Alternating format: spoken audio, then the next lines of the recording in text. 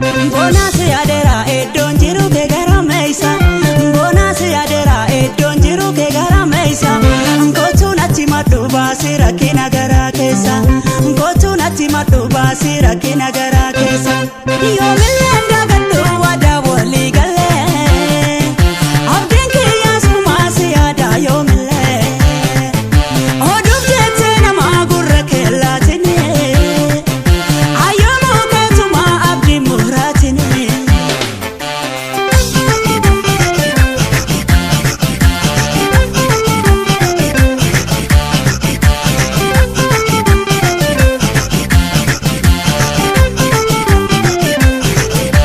Alakia bareda, rabani shororo, rabani sororo shororo.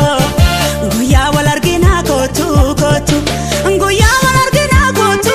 Arkanam jona tidufena rakisi malo malo. Alakia bareda, rabani sororo, rabani shororo sororo. Nguya walargina kotu kotu, nguya walargina kotu. Arkanam jona tidufena rakisi malo malo. Nguya walargina kotu, arkanam jona tidufena rakisi malo malo.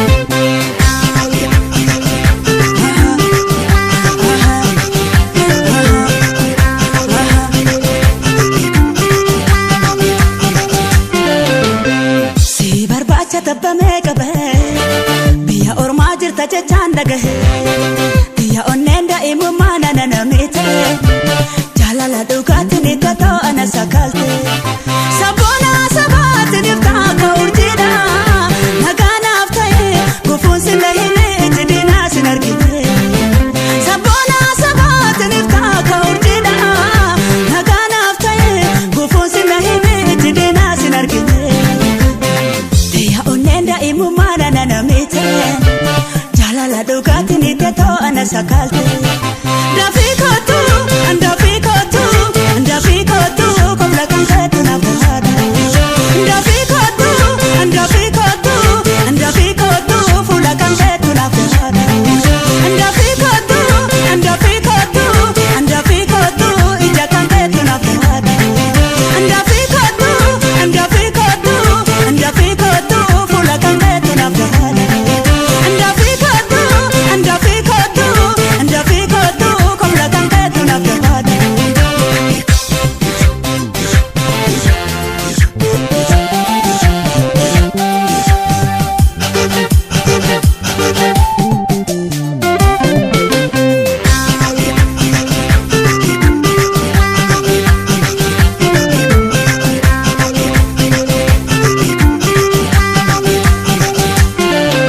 Bona se adera edon jiru ke gara meisa. Bona se adera edon jiru ke gara meisa. Kotu nati madu basira kina gara kesa. Kotu nati madu basira kina gara kesa. Yo milenda gadu wada wali gale. Abdenke yasu masi ada yo mile. Odum jete na magurre ke latine. Ayono ketu ma abdi muratine.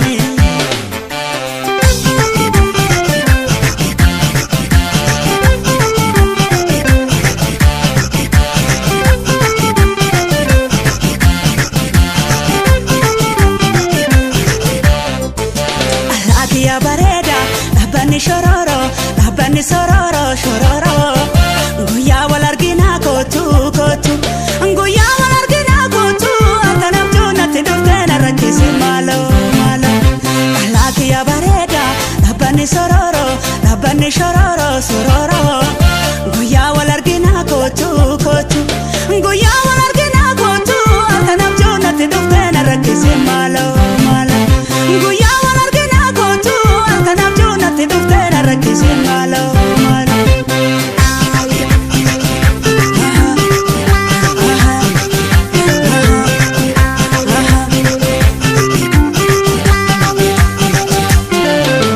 Si barbacha tabbame qabe, biya ormaa jirta jechaan dhagahe. Biya onneen daa'imummaa nana namite, jaalala dhugaatiin itti ta'ana sakalte. Sabboona sabaatiin iftaa ka'urjiidha, nagaanaaf ta'e gufuun sila hime itti diinaa sin argite.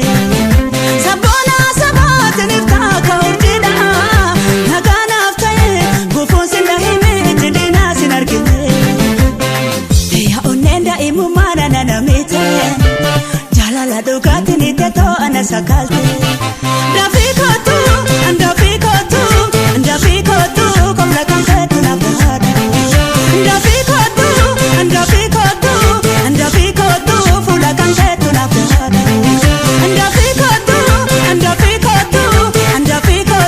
ija kanketu nabada Dafikotu fula kanketu nabada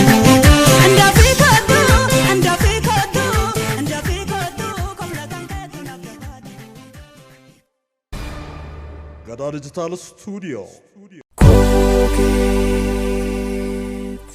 Entertainment